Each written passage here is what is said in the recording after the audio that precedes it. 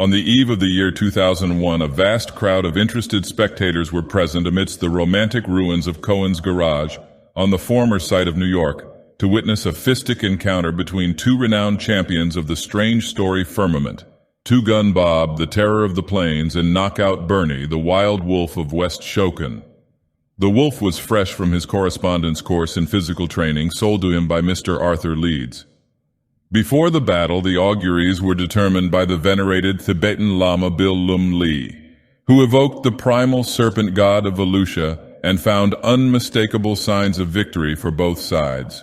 Cream puffs were inattentively vended by Wladislaw Brenrick, the partakers being treated by the official surgeons, Drs. D.H. Killer and M. Ginn Brewery. The gong was sounded at 39 o'clock, after which the air grew red with the gore of battle, lavishly flung about by the mighty Texas slaughterer. Very shortly the first actual damage occurred, the loosening of several teeth in both participants. One, bouncing out from the wolf's mouth after a casual tap from Two Gun, described a parabola toward Yucatan, being retrieved in a hasty expedition by Messrs. A. Hijacked Barrel and G. A. Scotland. This incident was used by the eminent sociologist and ex-poet Frank Chimesleep Short, Jr. as the basis of a ballad of proletarian propaganda with 3 intentionally defective lines. Meanwhile, a potentate from a neighboring kingdom, the F.J. of Achamin, also known to himself as an amateur critic, expressed his frenzied disgust at the technique of the combatants, at the same time peddling photographs of the fighters, with himself in the foreground, at 5 cents each. In round 2, the Shokan soaker's sturdy right crashed through the Texan's ribs and became entangled in sundry viscera, thereby enabling Two Gun to get in several telling blows on his opponent's unprotected chin. Bob was greatly annoyed by the effeminate squeamishness shown by several onlookers as muscles, glands, gore, and bits of flesh were spattered over the ringside. During this round, the eminent magazine cover anatomist Mrs. M. Blunderidge portrayed the battlers as a pair of spirited nudes behind a thin veil of conveniently curling tobacco smoke, while the late Mr. C. Halfcent provided a sketch of 3 Chinamen clad in silk hats and galoshes, this being his own original conception of the affray. Among the amateur sketches made was one by Mr. Goofy Huey, which later gained fame in the annual Cubist exhibit as abstraction of an eradicated pudding. In the 3rd round, the fight grew really rough, several ears and other appurtenances being wholly or partially detached from the frontier battler by the Shokan shocker.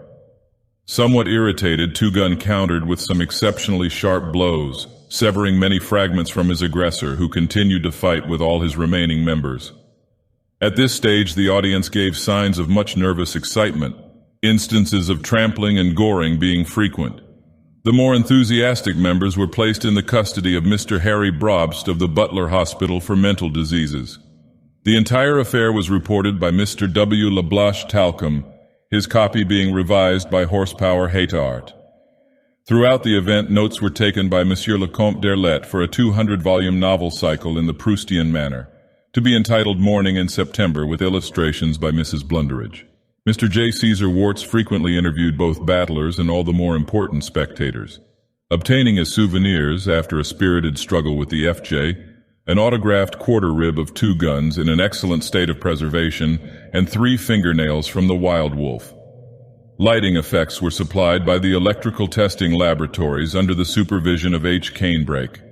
The 4th round was prolonged 8 hours at the request of the official artist, Mr. H. Wanderer, who wished to put certain shadings of fantasy into his representation of the wolf's depleted physiognomy, which included several supernumerary details supplied by the imagination. The climax came in round 5 when the Texas Terror's left passed entirely through battling Bernie's face and brought both sluggers to the mat. This was adjudged a finish by the referee, Robertiev Esovich Karovsky, the Muscovite ambassador, who, in view of the Shokan shocker's gory state, declared the latter to be essentially liquidated according to the Marxian ideology. The Wild Wolf entered an official protest, which was promptly overruled on the ground that all the points necessary to technical death were theoretically present. The gonfalons sounded a fanfare of triumph for the victor, while the technically vanquished was committed to the care of the official mortician, Mr. T. Barry Quince. During the ceremonies, the theoretical corpse strolled away for a bite of bologna, but a tasteful cenotaph was supplied to furnish a focus for the rites. The funeral procession was headed by a gaily bedecked hearse driven by Malik Taus, the Peacock Sultan, who sat on the box in West Point uniform and turban and steered an expert course over several formidable hedges and stone walls. About halfway to the cemetery, the cortege was rejoined by the corpse, who sat beside Sultan Malik on the box and finished his bologna sandwich, his ample girth having made it impossible to enter the hastily selected cenotaph. An appropriate dirge was rendered by Maestro Sing Lee Baldout on the piccolo. Messrs. De Silva, Brown, and Henderson's celebrated aria, Never Swat a Fly, from the old cantata Just Imagine, being chosen for the occasion. The only detail omitted from the funeral was the interment, which was interrupted by the disconcerting news that the official gate-taker, the celebrated financier and publisher Ivar K. Rodent Esquire, had absconded with the entire proceeds. This omission was regretted chiefly by the Reverend D. Vestwind, who was thereby forced to leave unspoken a long and moving sermon revised expressly for the celebration from a former discourse delivered at the burial of a favorite horse.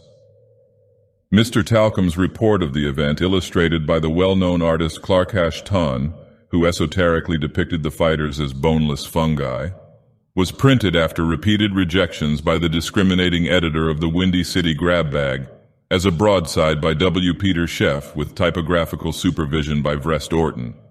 This, through the efforts of Otis Adelbert Klein, was finally placed on sale in the bookshop of Smearum and Weep, 3.5 copies finally being disposed of through the alluring catalog description supplied by Samuelus Philanthropus, Esquire.